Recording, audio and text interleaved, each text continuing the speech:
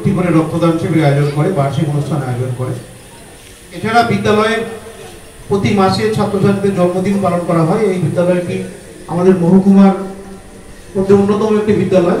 গত বছর এই বিদ্যালয় আমাদের মহকুমা প্রশাসনের বিচারে সেরা প্রাথমিক বিদ্যালয়ের সম্মান লাভ করেছিল এবং এই বিদ্যালয়কে দেখে আমরা অনুপ্রাণিত হই। যেভাবে এই বিদ্যালয়ের হয়তো পরিকাঠামোটা খুব বেশি ভালো নয়, মাথার উপরে ঠিকঠাক ছাদ নেই, কিন্তু তারা তাদের নিজেদের ভালোবাসা দিয়ে এই বিদ্যালয়টিকে যেভাবে সাজিয়েছে, বিদ্যালয় প্রাঙ্গণটিকে, সেটা কিন্তু আমাদের নজর কেড়েছে।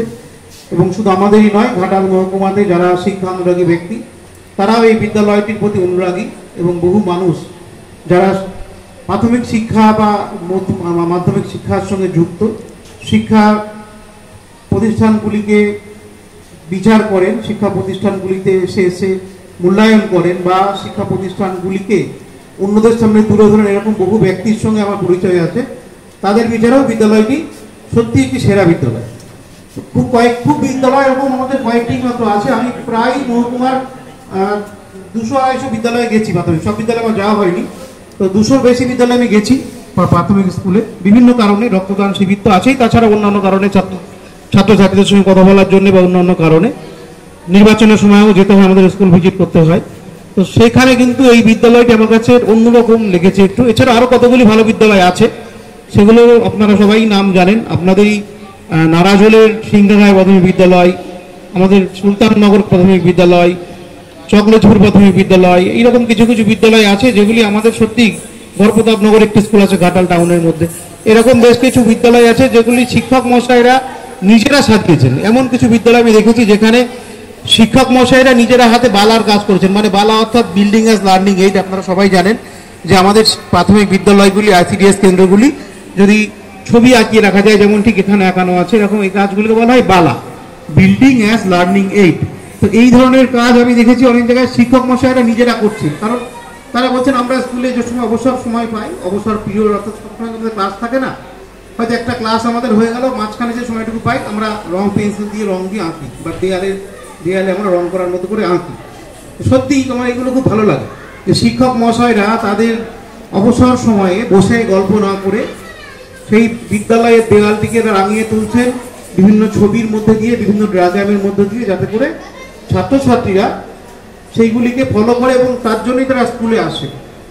আমরা ফেসবুকে দৌড়াতে এখন বিভিন্ন বিদ্যালয় দেখতে পাই যে বিদ্যালয়টিকে একটা ট্রেনের আদলে তারা সাজিয়েছে, মানে প্রত্যেকটি লম্বা এরকম বিদ্যালয়ের আকৃতি থাকলে সেখানে দরজা জানলা ট্রেন যেমন করে হয় তেমন দেখতে, বারান্দাটি প্ল্যাটফর্ম আর শ্রেণীকক্ষগুলি ট্রেনের মতন একটি আদল দিয়েছেন। এরকম বহু জায়গাতে কোনো জায়গায় পেন্সিলের আদল দিয়েছেন, বিভিন্ন আদলে বিদ্যালয়গুলোকে সাজিয়ে তোলা হচ্ছে। এর একটাই কারণ, যেন প্রাথমিক বিদ্যালয়ে গিয়ে ছাত্রছাত্রীদের কাছে একটা খুব মনোরঞ্জনের জায়গা তৈরি করে তোলা যায়, যেখানে ছাত্রছাত্রীরা নিজেরাই আসবে, অর্থাৎ তারা নিজেরা নিজেদের মতো করে শিখতে পারবে। এই বিদ্যালয়ে দেখুন দেওয়ালে কত সুন্দরভাবে বিভিন্ন জিনিসপত্র আঁকা রয়েছে, যার মাধ্যমে ছাত্রছাত্রীরা বিভিন্ন হ্যাবিট সম্বন্ধে জানতে পারবে, বিভিন্ন পশু পাখি সম্বন্ধে জানতে পারবে, তাদের স্বাস্থ্য সচেতনতা সম্বন্ধে জানতে পারবে। এরকম বহু চিত্র এই দেওয়াল জুড়ে করা হয়েছে। তো এইটা করতে খুব বেশি হয়তো খরচ হয় না, অনেকেই প্রত্যেক সব বিদ্যালয় কিন্তু মানে একই রকম অর্থ পায় বিভিন্ন কাজের জন্য, হয়তো সেটা খুবই কম, আমি সেটার জন্য খুব মানে বেশি অ্যাপ্রিসিয়েট করবো না। নিজেরা কিন্তু নিজেদের উদ্যোগে এই কাজগুলি করেন। আমি এরকম বিভিন্ন বিদ্যালয়ের মাসিক যে অনুষ্ঠান হয়, জন্মদিনের অনুষ্ঠান, সেখানেও গেছি। সেখানে গিয়ে দেখেছি যে বিদ্যালয়ের অভিভাবকরা তারাও সামিল হচ্ছেন, তাদের যেটুকু সামর্থ্য, তাদের সামর্থ্য অনুযায়ী তারা বিদ্যালয়কে সহযোগিতা করছেন, যাতে করে সেদিন একটা স্পেশাল মিড ডে মিল দেওয়া যায়।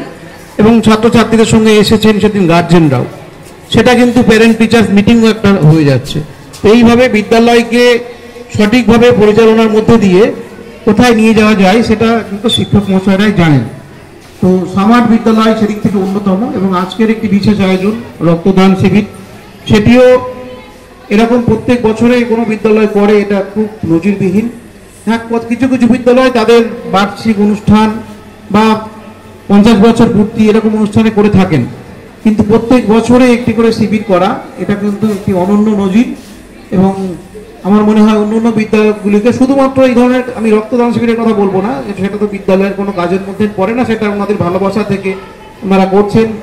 প্রাক্তন ছাত্ররা আসছেন, অভিভাবিকারা আসছেন, ভালো কাজে ওনারা যোগ দিচ্ছেন। কিন্তু যেভাবে বিদ্যালয়টিকে সাজিয়ে তোলা হয়েছে, যেভাবে প্রত্যেক মাসে ছাত্রছাত্রীদের জন্মদিনের অনুষ্ঠান হয়, দেওয়াল পত্রিকা হয়, এই ক্ষুদ্র পরিসরে এবং একটি অনুন্নত পরিকাঠামো নিয়ে বিদ্যালয়টি যেভাবে নিজেদেরকে উত্তরণ ঘটিয়েছে সেটা কিন্তু নজিরবিহীন, এবং সেই জন্যই অন্যান্য বিদ্যালয়কে এই বিদ্যালয়ের প্রতি সম্মান জানানো উচিত এবং এদেরকে অনুকরণ করে নিজেদেরকে যদি সাজিয়ে তুলতে পারে তাহলে কিন্তু সরকারি বিদ্যালয়ের প্রতি যে অনীহা মানুষের আছে, এখন আমরা দেখতে পাচ্ছি যে প্রাইমারি স্কুলে না পড়িয়ে প্রাইভেট স্কুলে পড়ানোর একটা চল বেড়েছে।